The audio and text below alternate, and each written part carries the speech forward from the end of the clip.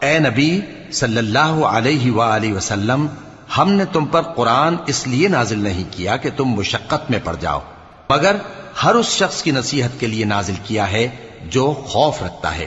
یہ اس ذات کا اتارا ہوا ہے جس نے زمین اور اونچے اونچے آسمان بنائے، یعنی رحمان، جو عرش پر جلوہ افروز ہوا۔ جو کچھ آسمانوں میں ہے اور جو کچھ زمین میں ہے اور جو کچھ ان دونوں کے بیچ میں ہے اور جو کچھ مٹی کے نیچے ہے، سب اسی کا ہے۔